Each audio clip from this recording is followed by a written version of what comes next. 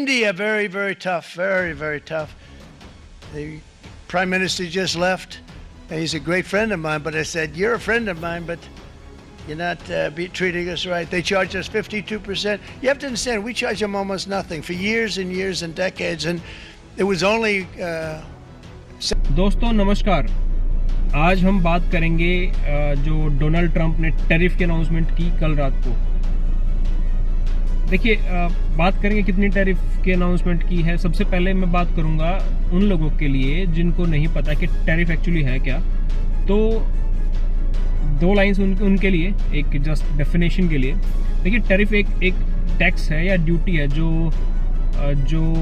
एक कंट्री दूसरे कंट्री से आने वाले इंपोर्टेड गुड्स पर लगाती है, राइट। इसका पर्पस क्या होता है? इसका पर्पस होता है रेवेन्यू जनरेशन का। इसका पर्पस होता है जो लोकल कंपनीज होती हैं उनको प्रोटेक्ट करने के लिए, उनको कंट्रोल करने के लिए, राइट। और एक और होता है कि जो ट्रेड को रेगुलेट करने के लिए। तो ये मोटा मोटा पर्पस होता है। एक टैरिफ दो टाइप्स की, मोटी दो टाइप्स की होती है। नंबर एक है इंपोर्ट टैरिफ। इंपोर्ट टैरिफ क्या है? जब एक कंट्री बाहर से आने वाले गुड्स पर टैक्स लगाती है, वो है इंपोर्ट टैरिफ। ये मोस्ट कॉमन टैरिफ है। एक है एक्सपोर्ट टैरिफ, जो जब एक कंट्री अपने एक्सपोर्टेड गुड्स पर टैक्स लगाती है। ये भी ऑब्वियसली टैरिफ्स में आता है, ये लेस कॉमन है, राइट।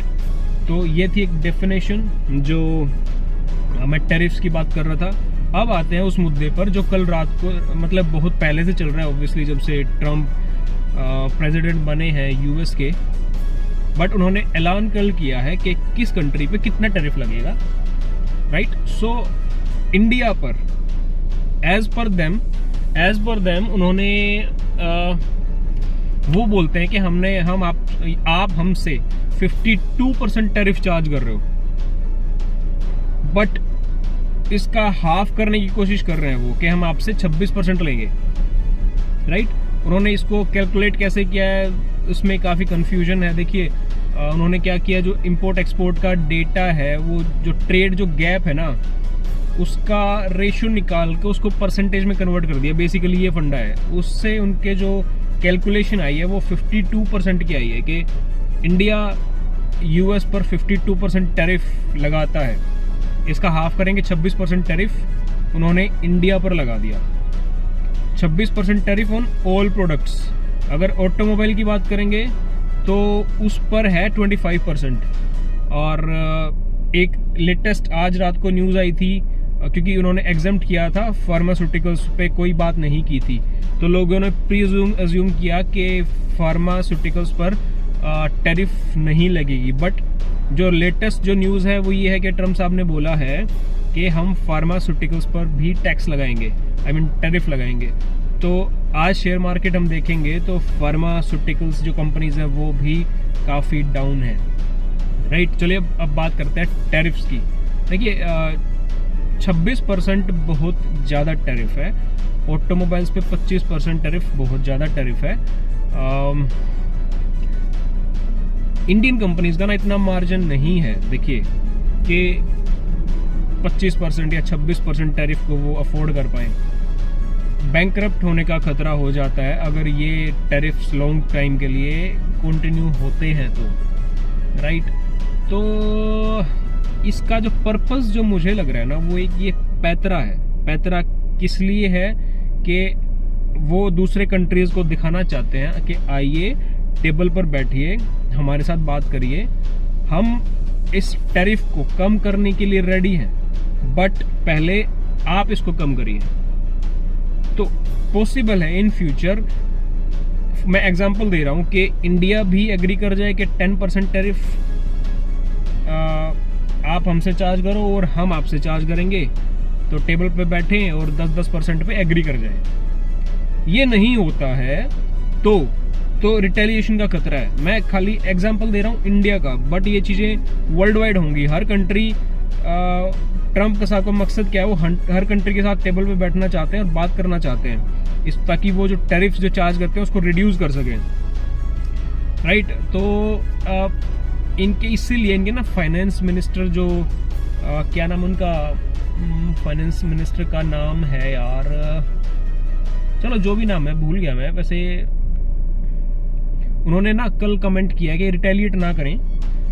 वो उसका पर्पज़ एक ही है कि जो अगर रिटेलिएशन होगा तो और कंट्रीज बोलेंगे यार आपने हमसे 30% टैरिफ ले लिया, हम आपसे फिर 60% कर देंगे, या जो भी उनका है उसको बढ़ा देंगे, राइट।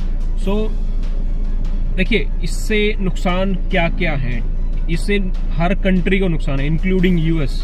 अब यूएस में अगर उनकी दवाइयाँ महंगी होंगी, अगर उनके व्हीकल्स महंगे होंगे, तो लोग उनको खरीदना बंद कर देंगे। जिससे खरीदना बंद करेंगे तो उनकी इकोनॉमी, उनकी जीडीपी डाउन जाएगी। समझ रहे हो बात को? तो उससे ट्रम्प को क्या नुकसान है? देखिए 2026 में वहां पर पार्लियामेंट इलेक्शंस हैं यूएस में, जिससे ना उनको खतरा है कि उनकी सरकार में कोई दिक्कत आ सकती है। तो इसलिए वो कोशिश करेंगे कि इसको लंबा ना खींचें, इसको एज सुन एज पॉसिबल इसको एक फाइनल डिसीजन पे पहुंचे आने वाले कुछ महीनों में, 3, 4, 5 महीनों में। तो देखते हैं कहाँ क्लोज होता है इसका। बट अगर हम एक और चीज़ है, देखिए ऑटोमोबाइल्स पे मैं बात कर रहा था, 25% टैरिफ लगाया, काफ़ी ज़्यादा है यार टैरिफ। इंडियन कंपनीज बैंकरप्ट हो जाएंगी। इतना सीरियसली इतना मार्जिन है ही नहीं इंडियन कंपनीज के पास। सो ये था ओवरऑल आज, क्योंकि उन्होंने फार्मास्यूटिकल्स पे भी बात की और भी कमेंट्री काफ़ी ख़राब की है डोनाल्ड ट्रंप ने। तो आज जो मार्केट के हालात है ना, बहुत खस्ता है सीरियसली। इतने बुरे हाल हैं मार्केट के कि mid cap small cap 3.5% down है। निफ्टी अपना जो निफ्टी 50 है, जो उनका एक लेवल था, लोअर लेवल वहाँ पर है, अगर वो टूटता है तो और मार्केट गिर सकती है। बट होपफुली मुझे लगता है कि रिकवरी आएगी फ्रॉम मंडे ऑनवर्ड्स। अच्छा है ये 2 दिन का गैप है सैटरडे संडे का, अदरवाइज कल भी थोड़ा सा नुकसान होने के आसार थे। होपफुली अभी आज 4 अप्रैल को थोड़ी सी रिकवरी आए, उम्मीद करते हैं और देखते हैं क्या होता है। Hope for the best, but for long term investors this is the great opportunity to invest in good shares, quality shares. मैं शेयर्स के नाम तो लूँगा नहीं, but yes right time to invest. अपनी सिप्स को कंटिन्यू रखिए, म्यूचुअल फंड्स में इन्वेस्ट करते रहिए। जिनको नहीं नॉलेज, और जिनको नॉलेज है ऑब्वियसली वो इंडिविजुअल शेयर्स जो उनको लगता है कि अच्छे शेयर्स हैं वहाँ जा सकते हैं। So this is from my side. ये 2 अप्रैल को क्लोज हो चुका है मैटर। उन्होंने अभी डिसाइड कर चुके हैं वो कि कितना टैरिफ लगाएंगे। नेक्स्ट जैसे मैं बात कर रहा था, एक मिड पॉइंट है, इसके बाद क्या होगा? नेगोशिएशन होगा, टेबल पे बैठने वाली बातें। अगर नेगोशिएशन सक्सेसफुल नहीं हो पाती है तो रिटेलिएशन पे बात आएगी, फिर वहाँ पे ट्रेड वॉर का खतरा है, जो कि एक अच्छी चीज़ नहीं होगी। तो होपफुली ये मैटर जल्दी क्लोज होगा और market will recover soon. Hopefully Indian exporters जो हैं उनको ज़्यादा नुकसान नहीं होगा। Hope for the best. Thank you. Channel को लाइक और सब्सक्राइब करिए प्लीज़। मैं अच्छी videos improved from my previous videos, मैं हर बार इम्प्रूव करने की कोशिश करूँगा अपने आप को, ताकि आप लोगों को अच्छा कंटेंट मैं दे सकूँ। So thank you. Like, subscribe and please do comment on my videos. Thank you.